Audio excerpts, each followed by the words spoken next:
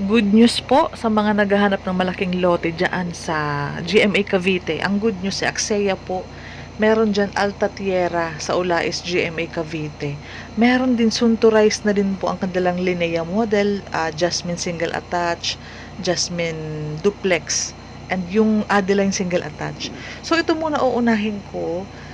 Meron nito sa Gen 3, meron nito sa 13. Ngayon po almost mabilis na itong maubos. Kaya ngayon po, for announcement purposes only, may ganto na din pong ilalabas sa Barangay A, Ulais, General Mariano Alvarez, Cavite. Diyan po yan sa GMA Cavite.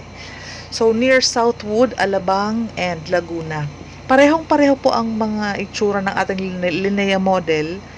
Kung ano po ang nasa ibang project, ganun din. So, ito po ay model house ito ng Gen 3. Almost sold out na ang 13. So, panoorin nyo po ang video kasi ganito din po ang ino-offer na Linnea model dyan sa GMA. Ito po ay 100 square meters ang lot area. So, malaki ang ating lote. 77.25 square meters naman ang ating floor area. Open for expansion, kaya ito po sulit na sulit sa mga naghahanap ng malaking bahay para sa malaking family. Malaki ang kitchen area. Ito yung deliverable unit, itong una naming pinasok. So, sa likod naman, tingnan nyo po, ito pa ang extra space mo sa likod. Ganyan pa siya. Ito naman yung ating excess lot sa ating one side, kasi single attached tayo. So, iyan, open yan for expansion. Maganda ang pagkakagawa. Maganda din yung ino-offer nilang expanded version. Ito, mayroon silang temporary sink sa labas. Ayan po. So, naka-steel deck. Ito yung kitchen area. May countertop. Mapapansin mo ang aliwalas, maliwanag, mga bintana. Talagang Axea is known sila sa malalaking bintana. Magandang quality ng pagkakagawa ng mga bahay. Ayan siya. Ganyan ang kabuuhan kapag makita mo ang vlog. Ganto din po ang pupuntahan natin for tripping. Ang space kasi ng kanilang hagdanan is sakto lang, hindi makitid, hindi matarik. Ito, pwede itong maging yung may drawer sa maging lalagyan ng mga gamit, sapatos. Ito ang second toilet and bath. Full toilet and bath din. Kasama ang lahat ng fixtures na yan upon turnover. Naka-half tiles na yan, kasama na yan lahat.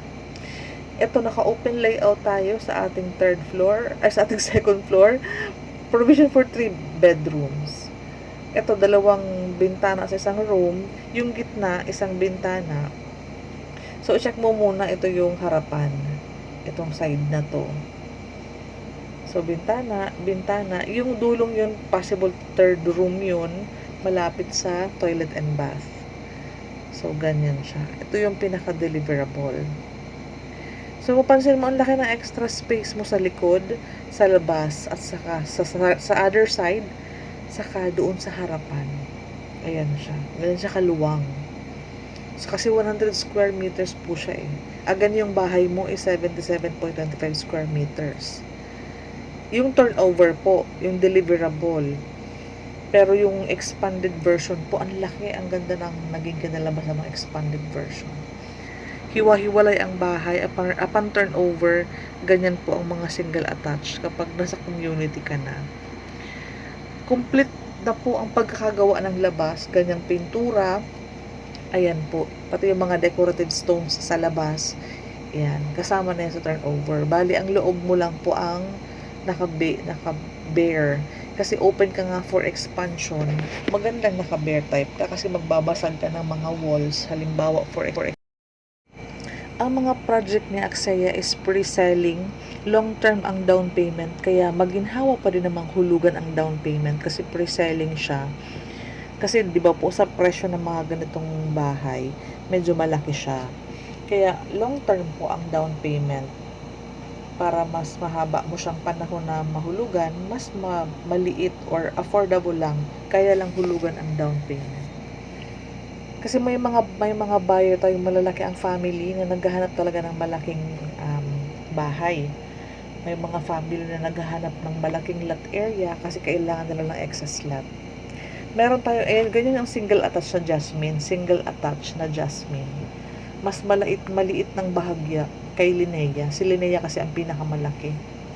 Para sa mga corner lot ng Linnea model, LOI lang po. Initial documents plus reservation fee para in the event na mag-open yan, sabihan natin sila ma'am na line up kayo for corner. Ayan siya. So, nag-insert ako ng mga clips ng mga video ng community para nai-imagine mo yung itsura niya kung may mga katabi ng bahay. Ganyan siya. So, malaki talaga, napakalaki. Nakakalula yung laki niya kasi bihira ako makapunta sa mga project na ganito kalalaki ang lot area. Sanay ako sa mga 54 squares na lot area. Ito 100, sobrang laki. Basta po okay sa inyo ang budget, yung location, GMA Ulais sa GMA Cavite. Ganyan po, maganda po. Kilala kasi si Axeya. Mabilis po talagang maubos ang mga project ni Axeya. Kilala yan sa quality. Ayan po. Kung ang mga buyer na gustong makita yung expanded version kasi is merong expanded unit sila nasa Batangas. Nasa Batangas yung kanilang expanded unit.